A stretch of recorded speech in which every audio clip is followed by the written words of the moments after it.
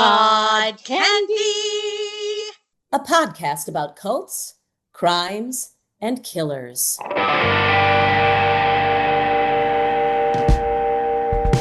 Before we begin, this episode discusses childhood trauma, abuse, and mental health struggles. Please listen with care. This is a story about a former child star, unresolved trauma, and what happens when fame never really lets go. Today we're discussing Corey Feldman versus the World, a documentary on YouTube that follows Corey Feldman during a period of instability, isolation, and ongoing public scrutiny.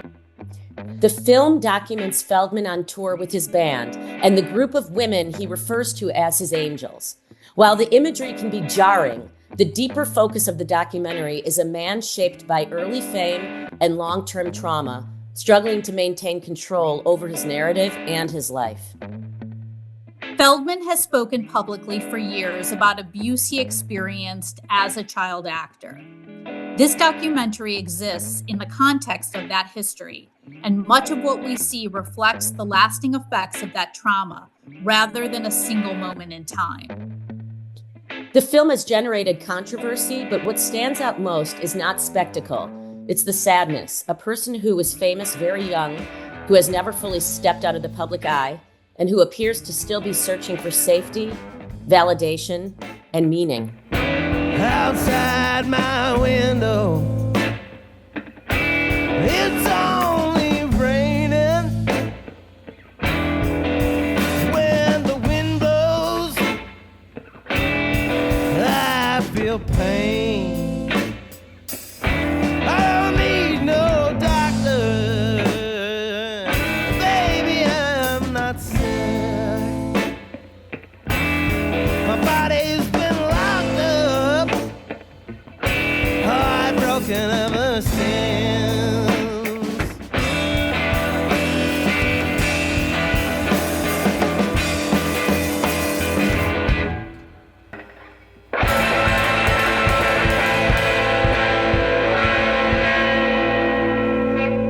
So this doc was filmed in 2016, right? So like 10 Yeah. years ago. A long time ago.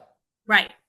And it started because Corey did a song with his angels on the Today Show that was, let's be honest, like it was atrocious, but he thought that it was phenomenal. I think that's the part, because of his fame and how famous he was from movies like Stand By Me, Goonies, and others. I mean, really big movies, big box office things, big child star fame. And he's a great actor, I have to say. I don't know how his acting is now, but when he was a kid, holy crap, that was a real actor that maybe could have been nurtured into a wonderful adult actor. But I think his trauma and his home life, which he says was abusive, and his father was sort of in and out of his life and sort of left his life because Corey didn't want him to manage him. So his father's like, well, if I can't manage you, I don't want to be your dad. Bye. And the mom was abusive. So he had a rough childhood.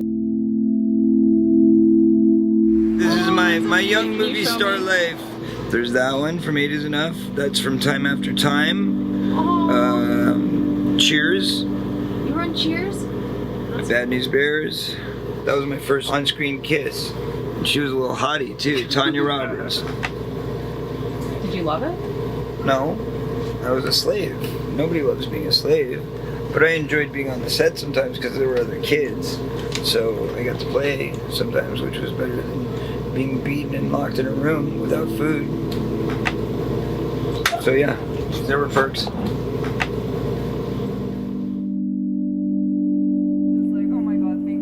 My own father would never go out of his way one bit to do anything for any of his children. That's like the last. Because he's a fucking selfish asshole. Did I say that? That's like the last. I left him at 13 years old, 14 years old. And at that age, I got legally emancipated. I said, I don't want you to be my manager anymore. I love you, we have a good time together. We actually have fun together. I hated being with my mom because she just beat me. He didn't beat me, he was cool. We smoked weed, we listened to music, we laughed, we picked up chicks together. He was like my bro. So I said, so I'll be here as your son, I just don't want you to manage me. He said, if I'm not your manager, then I'm not your father. So get your shit and get out. Another band playing right now. Like Yes. you said, like he was that snarky kid. He did tons of films when he was a kid, but a lot of these child actors, as it is well documented, really struggle. Drugs, homelessness, getting involved in really shady dealings. So, I think, you and I were kind of talking before we started recording this, and, I've kind of followed him. Like, I've watched him on Howard Stern over the years, listened to him on Stern, watched him on various reality shows, not only the... Have we not discussed Stern? Are you a Stern fan? Oh, I'm a huge Stern Oh my fan. God! We've never discussed this. Maybe our Howard next Stern- podcast, should we do a podcast on Howard Stern? Howard Stern is, and I have an autographed poster from Private Parts. My dad knew a man named Harvey Perlman who worked in New York for the station. What was it called? K-Rock? Yeah, K-Rock. And K-Rock, and got me Howard's signature, and I also have it in a book. Miss America. Oh my God, I love that. I have Private Parts, and I have the second book, but we digress. We digress, but I just didn't know. People out there, I've known Dori for like 30 years, and I also know her mom. I did not ever talk to her about this topic, and when I find out that people like Howard as much as I do, they become instantly like part of my heart. Yeah, more than they were. Anyway, back.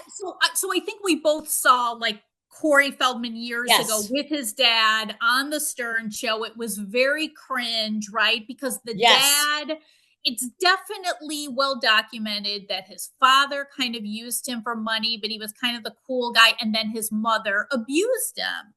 So there's the baseline. And I know that when the doctor, we let him out of his little coven, that he'll be able to talk a lot about this, about, growing up with that trauma and now who he is as an adult, right? He's been married a few times. Mm-hmm. He's extremely controlling. And this is not only from this documentary, Corey versus the World, which, by the way, of course, he's pissed at. He's pissed at the filmmaker. Oh, yeah, he claims the filmmaker put in things that, he never did. But of course, they were filming it the whole time. He sent a cease and desist, and nothing happened. And he was trying to block it in any way he could. He did not endorse it. Yeah, but it shows truly, unfortunately, the type of person that he has become, which is like a micromanaging, totally controlling. And some would say these angels were a part of a cult because he didn't let them do anything without him giving the approval. Somebody had gotten a hotel room, and I'm thinking, great, we're going to be able to go to a place and have showers. That Corey said that we're not going to be doing that because he wasn't involved in the planning. They all need to wait for me. Like, I don't want anybody doing anything until I get there. These are the two things I asked not to happen. The girls shouldn't be running around on their own, and I shouldn't be without security. I'm paying these people to be professional, and everybody just thinks that it's a fucking heyday and everybody can just do whatever the fuck they want. Get out of the car, you need to talk to me. You need to stop just taking off. Remember the rule about how the band doesn't take off? That's a fucking rule. It's in the contract, you signed it. Alyssa! She leaves without her phone. A good tour manager. What are you doing? I was going out and talking with the lady. But you're letting the girls run all over town. Are you crazy? I didn't let them do anything. Jackie said that she told you she was leaving with Paulina.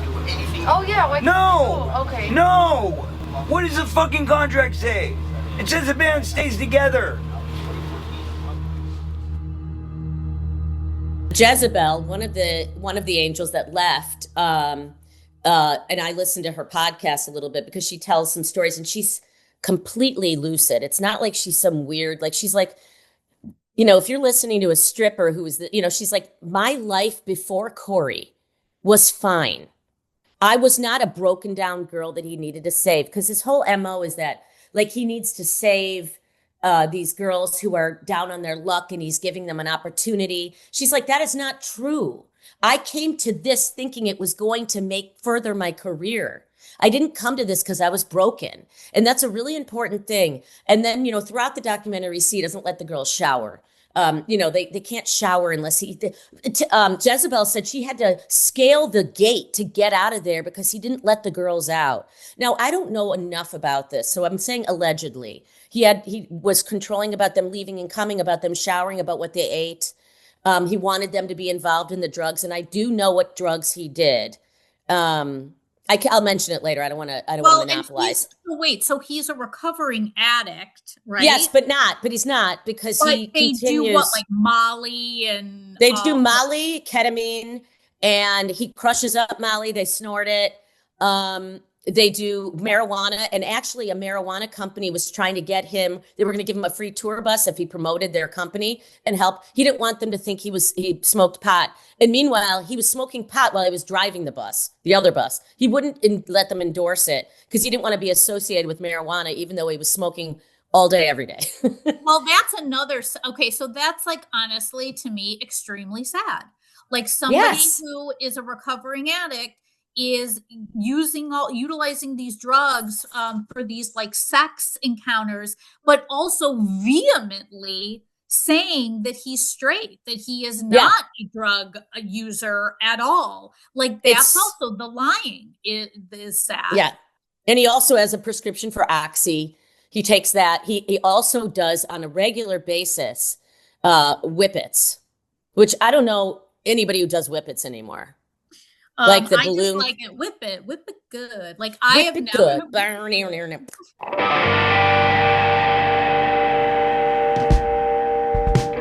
All of these girls, they were so young. Like he would only hire like 19, 20, 21-year-old, 22-year-olds to be in the band, except I am perplexed by the music director lady. Like, how in the F did she get hooked up with this insanity? She seemed extremely bright. She didn't live in the house with all of them. I would assume wasn't part of the drug and sex, regalia that was going on. How does one do that for as long as she did? Like, I'm not sure. I don't know how much. I know he had to pay somebody off like $8,000, and I don't know what they got paid. But I really think people thought getting into this thing with him was going to lead to something big. I really think that, if somebody called me, and said, can you direct a show? And they were, you know what I mean? And they were somebody that had been famous at one time, extremely famous. I would probably take them up on it. I mean, I would go. I would be like, this is cool. Well, and when you get there, you keep waiting for it to be cool. They showed the people in the doc, like they showed his fans. Like his fans are like true fans. Like they're crying, grown men who are crying, asking him to sign, their bodies. And like, so he definitely is a celebrity. So I get that, like going on tour, but like the way that he was advertising to try to get these women, like on Facebook and again, this is 2016. So I get it. Or like putting like an ad in the newspaper. It just sounds so shady to me. Totally shady. And honestly, the band, I mean, some of the girls there were decent musicians. Yes, Like yes. his wife Courtney, like could barely play or sing a song. She didn't know what a Jezebel was. Did you remember that one? He's like, "Do you Yeah. feel like a Jezebel?" And she goes, "What's a Jezebel?" She was not very bright, but she did end up leaving him. And the girl named Jezebel. What did they call a Lolita? She didn't know what a Lolita was. Oh, a right, Lolita. Jezebel said publicly on the YouTube movie that if Courtney ever needed a friend or somewhere to stay, she was there for her, even though Courtney treated her like shit. Oh wait, so that is the girlfriend. So we are talking about. Yes, it was Jezebel. So that is the girlfriend. Okay, so also too, and I would like to actually bring in the doctor because I have questions about like if these girls were in, they were brought up. I mean, I don't know all of them, but most seemed like they had the head on their shoulders. Like, and again, like we do a podcast on our love and fascination of true crime and cults and marketing schemes and all of that. Like, I'm curious to know, and these girls didn't stay in it for very long. Like some of them were in it for a while, like the girlfriend, that Jezebel, I guess you're saying that's her name. But a lot of them, would just be a part of it, but then they go through the tour and then they wanted to leave. But like, I'm just thinking, and I get it. It goes back to, yes, I get it that you're like, yes, I would be a part of this, like because of the name, but like, I'd be so scared. Like I would be like, oh my God, I'm going to live at Corey Feldman's home. His house? And it's really gross. The other thing that you were talking about with the controlling and stuff and the red flags that I guess they didn't see, the outfits they had to wear, the way they had to dress. I mean, I don't have any problem with how people dress if they want to dress a certain way. I don't even tell my daughter not to wear certain things. You know what I mean? I mean, I try to say, pull the shorts down if I have to, but you know what I mean? But some of the girls were like, I'm not comfortable in this. They were legitimate artists, not just girls that wanted to be, and this is not how I think about women, but girls that just want to like get out there, be slutty, fuck him and whatever. Yeah. I feel like all these people were, except for maybe Courtney, were like legitimate musicians that really wanted to be seen. One of the girls, and I'm not remembering which one, said, we can't do that song. And he said, no, we have to do that song. And she's like, we're not ready. Oh yeah, we're gonna make the change. He's doing Michael Jackson. Oh, and that's another thing. He knew him as a child. Wait, and we must say too that the outfits were like angel outfits that were like extremely skimpy. Like just, and he was like, I don't know what that hood was that he wears. He comes out and he, I also thought, gosh, I wish I was the kind of artist who could just get out there and look like a complete weirdo, but believe in it. Like, because I so many times doubted my talent. He doesn't doubt his talent. He just goes out there and he's like very talented. But I wouldn't go out unrehearsed. I wouldn't wear a weird outfit. You know what I mean? All this stuff is just like very embarrassing. I guess like I think about it, like, like they're young. I just, I give credit to the girls that were able to actually get out of it. Like, that's the thing. Like, they all kind of left. Like, none of them, it really, except for the wife, Courtney, stayed with him for like 6 years. Oh, all right. Yeah. With that being said, I really do think we should bring in the doctor, John, because I'm sure, I don't know if he knows anything about Corey Feldman. I was literally about to take the words out of your mouth. I was going to say, do you think the doctor knows who Corey Feldman is, or Corey Haim? We loved Corey Feldman. Oh, Corey Haim. Oh, Corey Haim for sure. Oh, like, the hottest. But so hot, and Corey's cute, and he's Jewish. Oh yeah, totally. We're gonna have to hear the green room door open up on these podcasts because I'm coming out right now.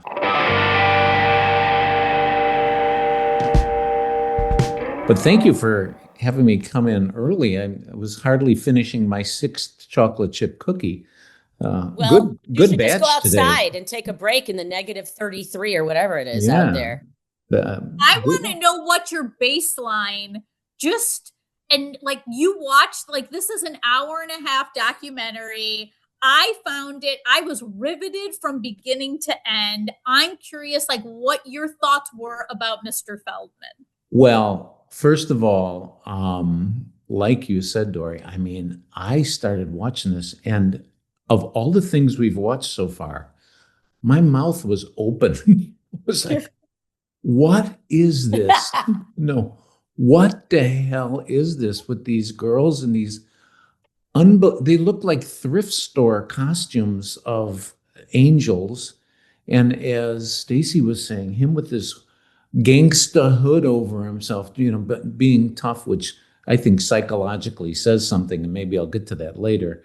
Okay, good. But I want to my know. mouth was open with this whole thing. And the thing I made a note of this. It took an hour and 10 minutes out of this documentary before I thought the hammer dropped. This whole time we're seeing this goofy performance, and I was waiting to hear you both comment on the performance, because I'm not in the entertainment industry, and I'm going, this is the stupidest thing I've ever seen in my life. It's embarrassing, and you can see by the venues. Like he was at like a local bar in Highwood. It was and I think it was Dory talked about the fans, and people whose lives aren't fulfilled and whose lives are maybe dull. They go to these type of things with these has-been stars and are reliving what they saw on the screen when he was good. I do know who he is, by the way. I watched all the Goonie movies and all that stuff. But I have no idea who this Corey Haim is. Haim. Corey Haim. He's a ham. I don't know. Haim. Yeah. I have no idea who this guy is. Dory is really upset with you right now. Young Dory, you got to know his name. Corey Haim, Licensed to Drive. Oh, the hottest. Lost Boys. I guess I never had any crush on any of these guys, so I guess I didn't watch their B movies that they I wouldn't exactly call Stand By Me a B movie. Yeah, I did. It was a great movie, and Goonies was terrific. Yeah. But we digress. I would have liked to see, I always like to comment on the documentary, and like I said, it took an hour and 10 minutes before it got to anything meaty, where this whole thing was, not only ridiculous, but everything fell apart.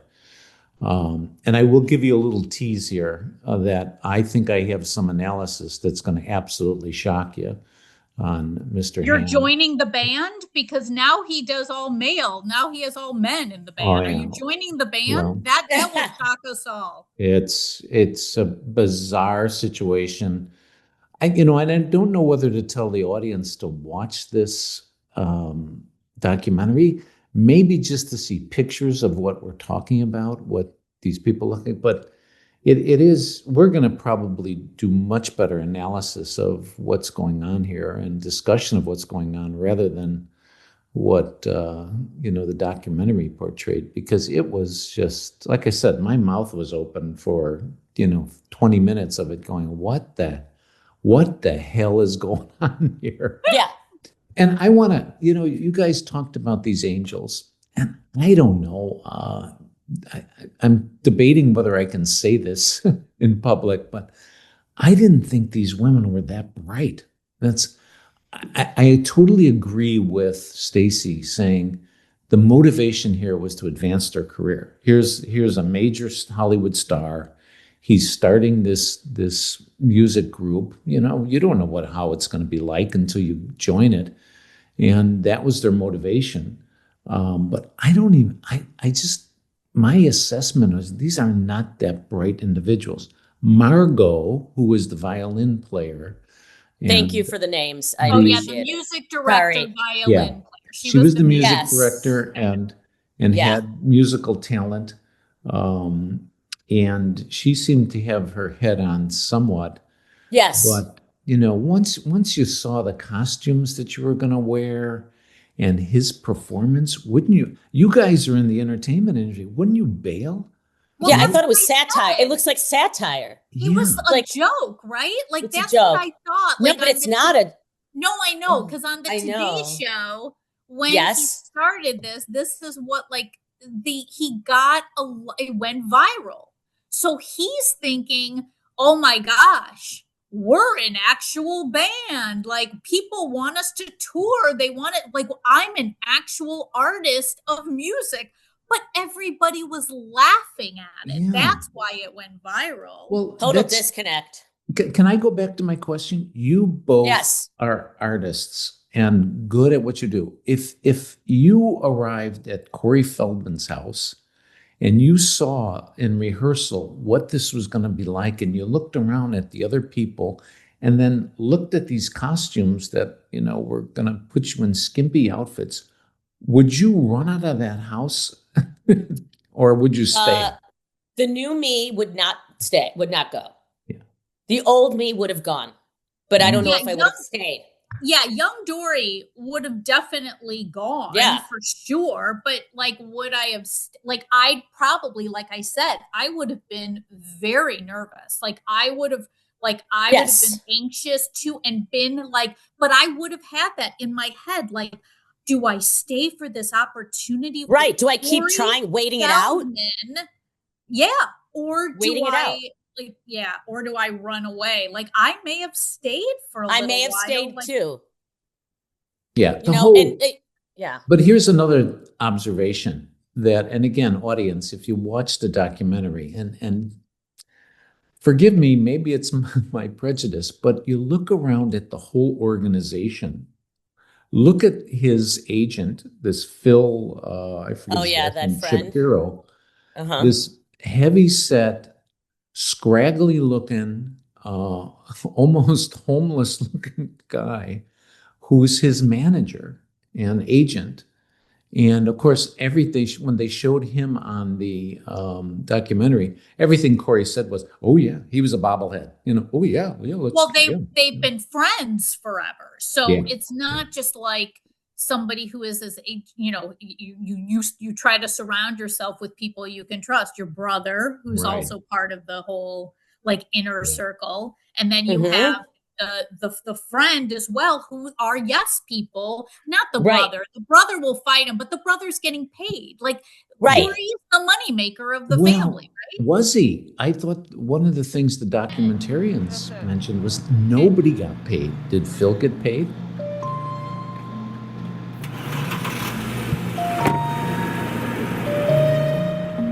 We all knew Margot was going to have to go, and so Margot is gone.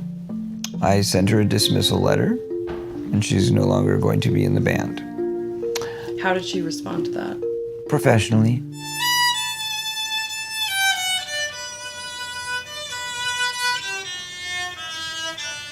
So the last time I talked to Corey was on August 31st when he issued me a letter saying that over musical differences, we will not be working together anymore. And I officially am not part of Corey's Angels anymore.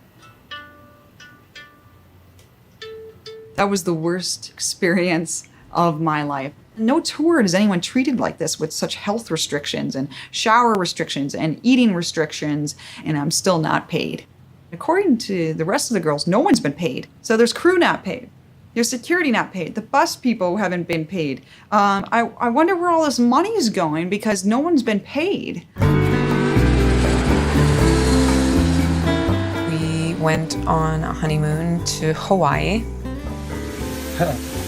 Yes, we are in Hawaii, and this is behind us is the great Kalapakawikawakawiki. But here's another interesting point to slip in. I always look at credits, after these things are done. And this Phil Shapiro, talk about everybody bailing on Corey. He was an executive producer on the documentary. So he was doing one of the, he gave the middle finger to Corey. He was playing both sides. Yeah. Well, But you they got to didn't kiss his pay. ass, So Yeah. I don't think that the women got paid, right? The girls did not, the girls maybe never ever got paid, but Corey and Courtney go on their honeymoon. They had a GoFundMe for all, they were getting paid, but I have a feeling the brother and the friend, they were getting paid. Like those are like the quote unquote lifers that have been with him. Maybe. It's just that the girls were being shafted. Yeah. The whole thing was, and you both hinted at it, the whole thing was cultish and a mess and wrong. I think, antisocial. I mean, he was just taking advantage of these people. And if you want my shocking analysis now, or should I wait? No, No, I'm clamoring. All right. You know what I thought of as about halfway in between this is that this is exactly like Charles Manson. Wow. Corey, the older Corey even looks like Charles Manson if you look at it. Oh. And Charles Manson had the same kind of organization, right? He had a bunch of women, a couple of guys, but mostly women who just, were there idolizing. Worked for him. Yeah. And remember at some points in the documentary, he had this whole Jesus fantasy. So did Charles Manson. And another thing that Charlie Manson was broken about was that he envisioned himself as a songwriter, and the Beach Boys wouldn't play any of his songs. They rejected his songs, and that kind of broke him and got bizarre. And again, you have the Charles Manson kind of thread, the kind of mindset where I'm going to change the world. We're having a revolution here. I'm gonna, the whole thing with Corey. I'm gonna break up Hollywood with my, revelations. Who did Charles Manson kill? Hollywood stars. He wanted to break up Hollywood as well. Dori. I love. Okay, so I'm totally into that, and honestly, I didn't even think of that. That is really brilliant. But, yeah, that is like, and I agree with you. There is a lot of that, and honestly, I feel like, well, now I've watched this documentary twice. I honestly may need to watch it one more time with that thinking in it. But also, I think unlike Manson, and I've watched a few things on him, but Corey has more of like a victim mentality.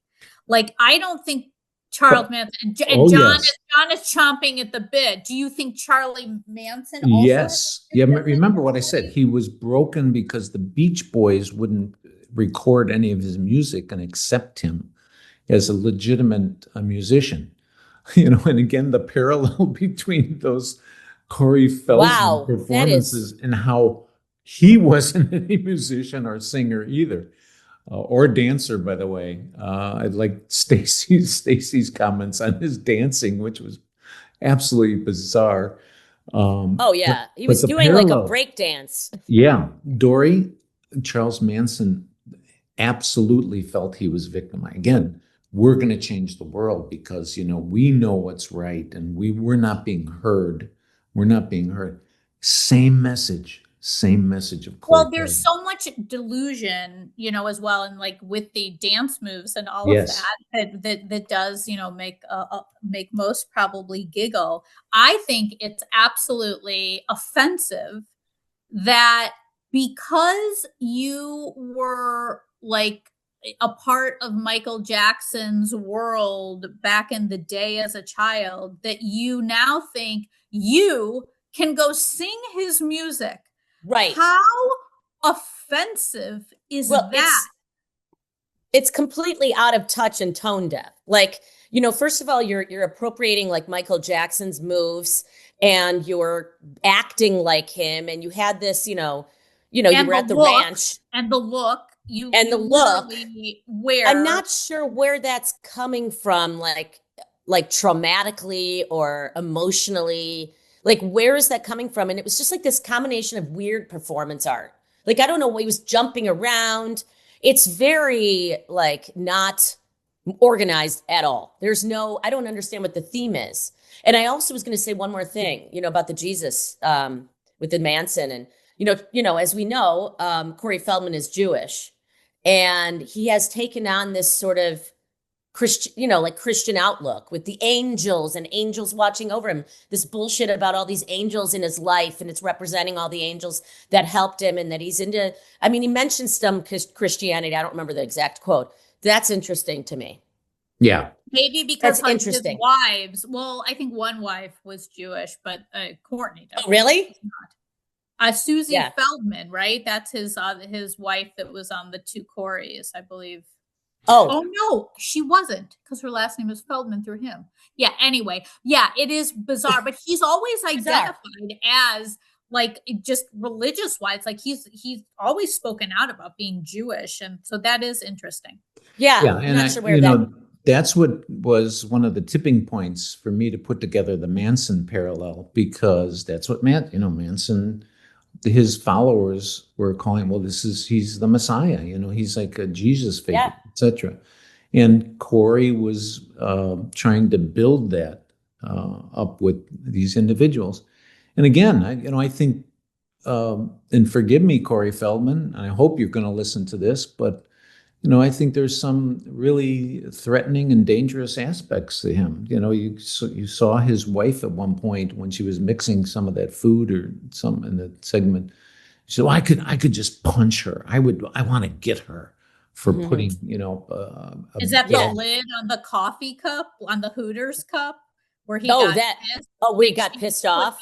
Put the lid on his Hooters, on the Hooters tea. Yeah, he put the lid on the Hooters tea, and he got all angry about it. Bent out of shape. And also when she was making that smoothie, that was all so weird. Like the way that she made the tea and the smoothie, and then he went and got a scope of his voice and all of that stuff. What was that all about? Yeah. It was really weird. The whole thing there's so many bizarre aspects of it. And again, that's, if you look into the Manson situation, there's so many parallels to me, so many. The isolation. Do you have any other parallels? Because I'm interested in I like comparing things. It's interesting. Well, I think the control of the people, Manson did the same thing with his father. They didn't shower. They lived in, squalor and at ranch, and whatever Manson said, the followers obeyed. I'm sure those people were not paid. As I recall, reading some of the docs on Manson, they were not fed right. Corey did the same thing. They weren't eating right. Of course, a lot of drugs going around in the Manson camp, and also in the Corey Feldman camp. Sex, it turns out again, we had to wait till the very end of something that I'm sure all of us suspected, was that there was orgies and sexual deviance going around. And at the end of the documentary, I think it was that Darcy said, yeah, I was there as just his, F person, which he just screwed me. And I had a bad opiate addiction. And, it was like, I'm not that person anymore. Well, good for you, as you guys said, these women broke out. Which didn't happen in the Manson situation. I was just basically the girl for Corey to fuck. It's a straight up sex cult. They try to preach about being open and that sex is such a great thing, but mind you, having sex with Corey only has sex to fuck himself. He only has sex to fuck himself. Ultimately, I felt like they were using me as a recruiter and I didn't even know it. That fucking makes me really sick. And it breaks my heart, honestly. Like when I think about situations that, in his eyes, and apparently Courtney's, he's God. And he thinks that he's like this disciple. And Courtney tries to say that, yeah, like Corey in a lot of ways is like Jesus. It's so much easier than people realize to be sucked in and lied to and manipulated. And it's very hard to get out. It's very hard to realize it. How would that happen to someone like me, Like, I never in my wildest dreams would ever imagine that I would ever get sucked into a cult. But and then we got this whole Satanist theme. You know, everybody that crossed Corey turns out to be a Satanist and devil, and you know. That's the delusion. It's the same thing as Mormonism. It is. It's like the satanic side of things, but also the utter delusion that, and brings back into the victim mentality, that anybody who wrongs me Is they the are devil. wrong. They're the ones who are the devil. They're the ones. What did he keep saying about the media, the dark media? He kept The dark blaming media. that there's all this. It's like conspiracy theorist that he Yes. is, because how could I be questioned, or how could I be wrong? Like I am always right. There is a dark underworld of press, okay? There's like the bottom feeder media is, that's like all the tabloids, and they all work together.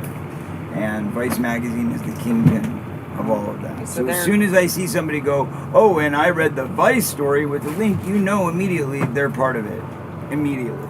You guys are all linked together, and you just want to keep posting that same damn article to try and make me look like an ass.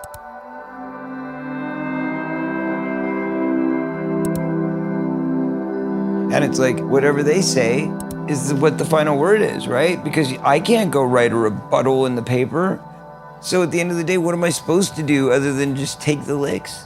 We have no person really coming to the show that's a music critic. They're looking for something else to really criticize.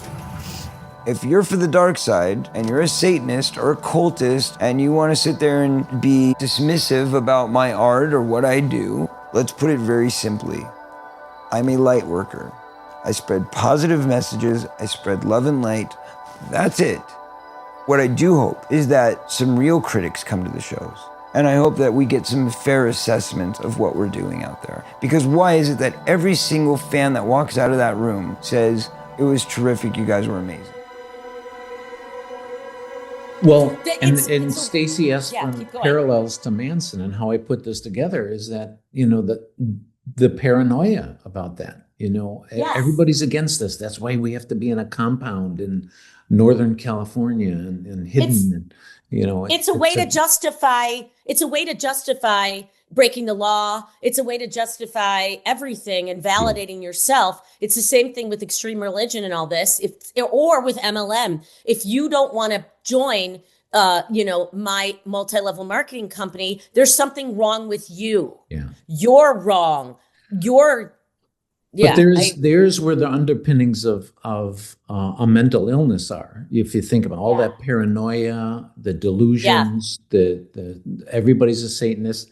By the way, this just came to my mind right now. I got a chuckle out of when he went to New York for the Matt Lauer interview, which I thought, oh wow, I don't It's know so much ironic. about Matt Lauer, but he was brilliant in that. He was nailing Yeah, them. he was. What's your motive, etc. But you know, the line that I chuckled at was, we were walking across the street in New York City, and two big trucks almost hit us.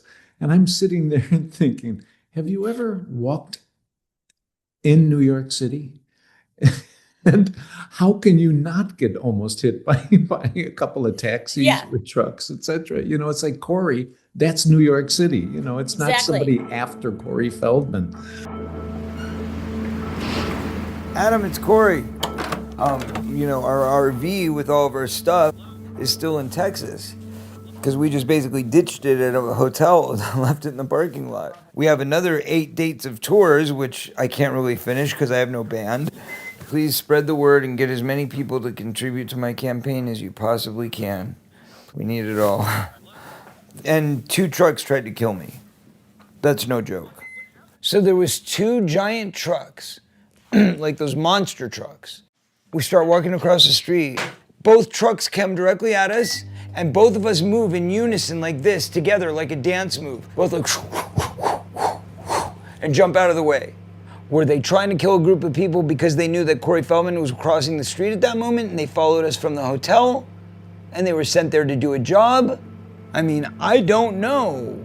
It was a warning shot.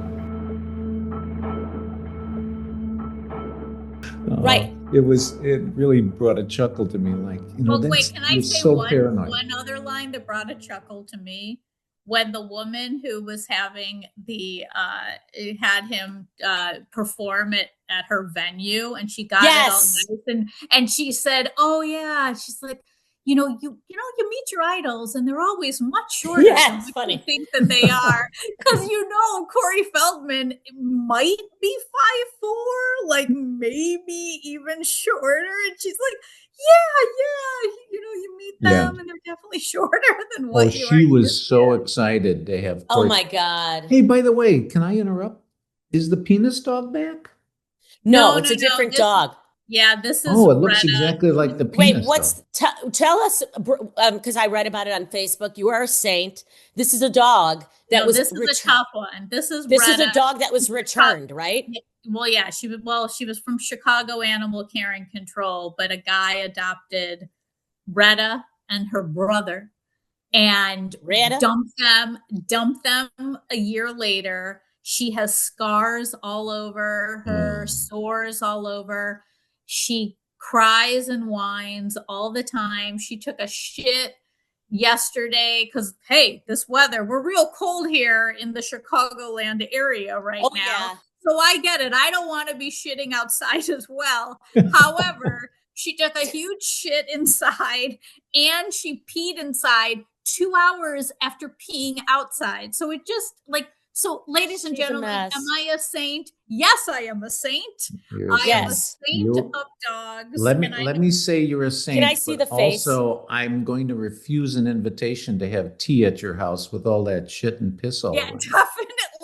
Definitely. I won't be inviting anybody over for a long time. So audience Dori is showing us her latest rescue. And are you? Can you see her there? Oh yeah, I see her little nose. That's why I just saw the nose and the forehead, and I thought the penis dog returned. But and let me say, since we're talking about dogs, I did feel bad for the Feldmans, Pug and that other dog, having to go on the bus with them all the time with all the craziness going on. I was like, ugh. Yeah. However, he is a vegan, so I give him that. I give him props for that. Unless he maybe isn't a vegan and he's just like he's not a drug addict anymore. Right. I mean, the guy is all over the place. And I just want to go back to this, that I'm not sure, I don't usually find cult leaders sad, and he insists he's not a cult leader, but he has all the trappings of being a cult leader. I still feel sad about him. I almost to the point where I don't want to watch his movies because I don't want to remember him before he was like this, because I don't know. I just can't go back, but I remember loving him as an actor as a kid. Yes. That's one of the points I wanted to get to as well, is that, these child actors, as much as we hear about, they have tutors on the set and, we take care of them and there's union, rules about how you have to treat child actors and how many minutes they can perform before they, a day before they are let go, etc.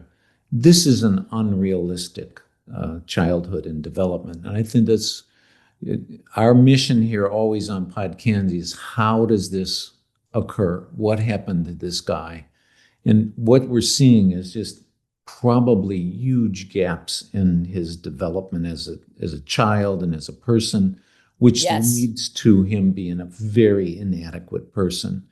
That's one of the things I was thinking of as I was watching the documentary, going, how many of these child actors have this kind of deficit in their life that turns them out to be, he said adults. He was getting abused by his mother at home. So his only solace was going to the set.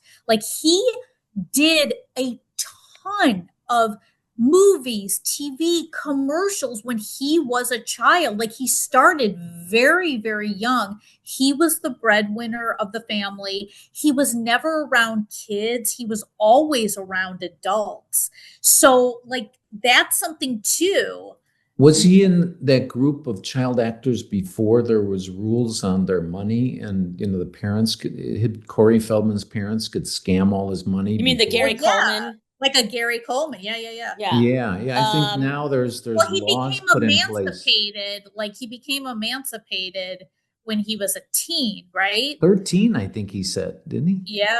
13, Well, just like the Drew Barrymores of the world, like, you're surrounded by just corruption. Like, if you don't have a solid family life where your parents care about you, like, you do become like into drugs. Like, you do get hooked up with just the wrong crowd. And obviously it's made him who he is today, because he always seems to be seeking, like, not no approval, but like others to like him or want to, I guess, to follow him, like what he's saying. Like, he's only right, but he wants everybody around him to also acknowledge that as well and go with him. There's the cult side of it.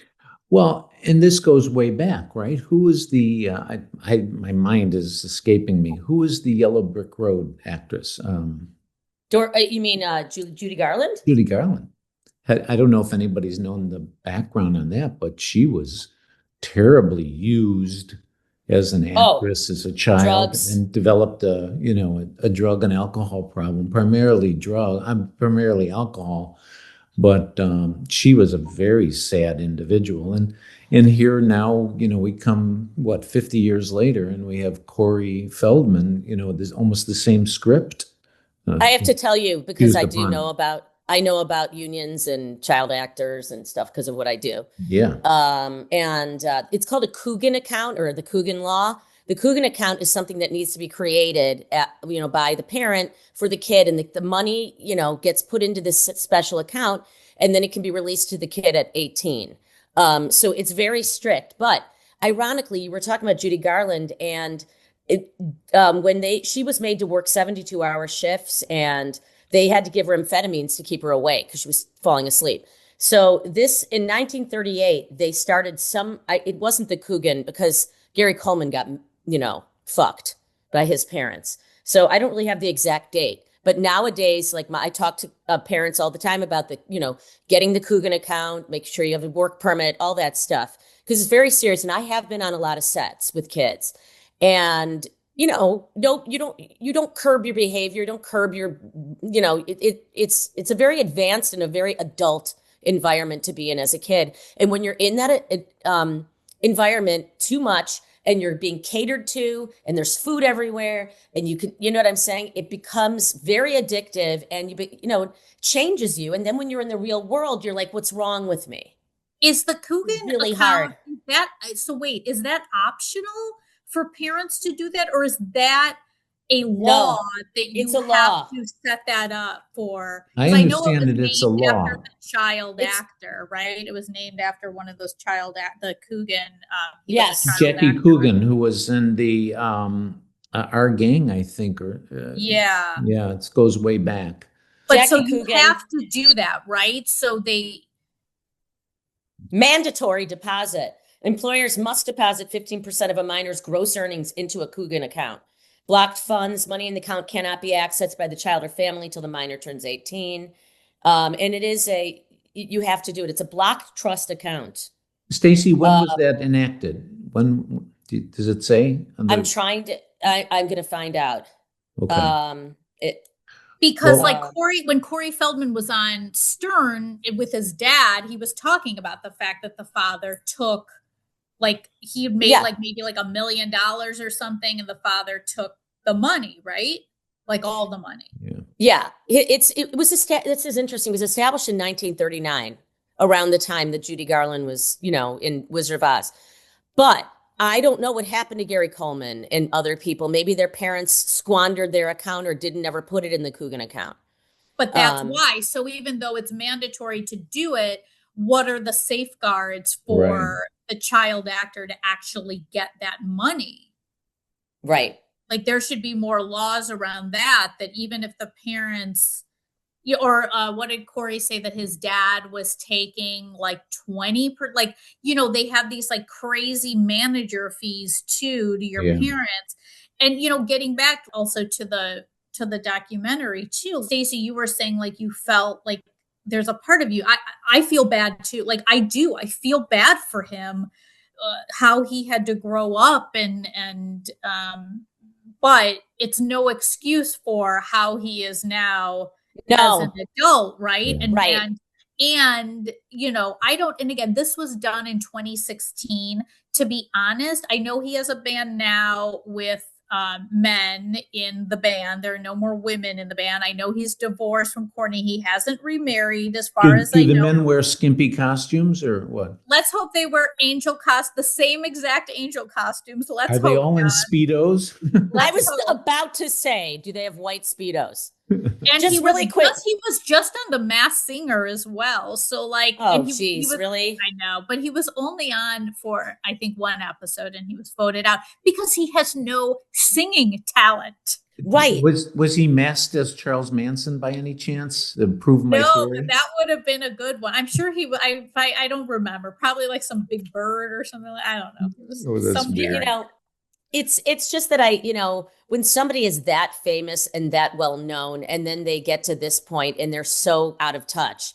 That's why, because as a kid, like he seemed, when he was interviewed as a child, he seemed very intelligent, very connected, very like good with adults, but probably because he was around adults all the time. And it doesn't count to say you're around kids in a movie like Stand By Me. There were all the kids around. Or it doesn't count when you're around all these kids in a musical, because you're still in an environment where there's adults and adult behavior and adult stuff. And it gets, they have, there's a lot of laws. We don't have to get into this, like even with musical theater and tours and professional productions, that you have to have a child wrangler that watches the kids, brings them to stage, brings them to set, all that stuff. What about for a wrangler for young ladies who join a crazy ass cult band? Yeah, they do need a wrangler. I would like to, because I know Stacey, you mentioned like that you have been following one of the angels. Yes, Jezebel. I would like to really hear. I wish they would do a documentary on all of the former angels and get them together. She wants it. She's like, I'm going to keep giving this information because she said it was, and I don't really know how much worse because she didn't go into detail. She said it was so much worse than what you've seen. Yikes. So crazy times let's ring up Corey Feldman. Let's ring up Alex Flaster, and maybe that's another documentary that Alex can do. Put it on his list. On the angels.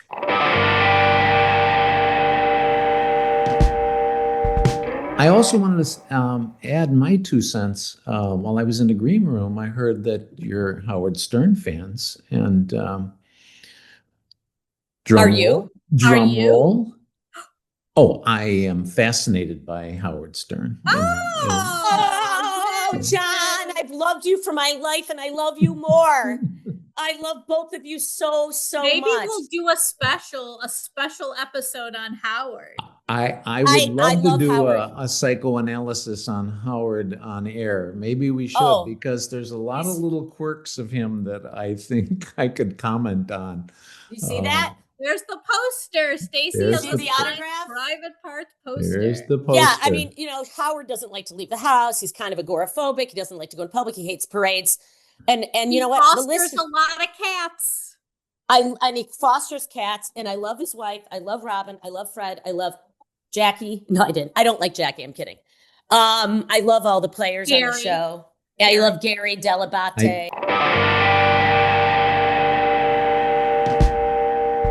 Let's wrap up Corey. Let's put a nice put a bow on it. Let's put a nice bow around Corey. I think all of our hearts go out to the women that were a part of 1000% this crazy ass time in the band. I'd like to say to the audience, I always like to give, what's our warning shot here? What can we do to prevent this? And as I said from the beginning, everyone out there, if you're in a situation and you see what's transpiring, bolt, get out of there. Why are these people hanging around when they see that this is a disaster, not being paid, etc. So if it, it's the old saying, if it smells like a rat or looks like a rat, it probably is a rat. Yeah. So that's one thing to take away. I think the other thing to take away is this whole fandom thing, just following blindly somebody that had notoriety in the past.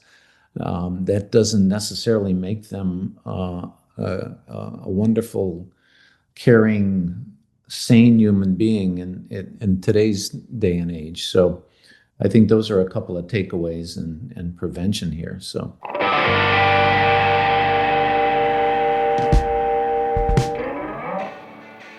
Hey, audience, can you suggest topics for our show? Do you have any ideas? If you do, please email us at info@podcandypodcast.com.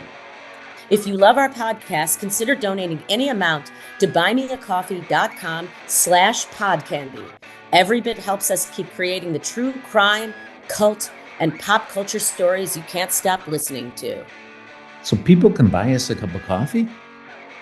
Thank you to everyone for listening.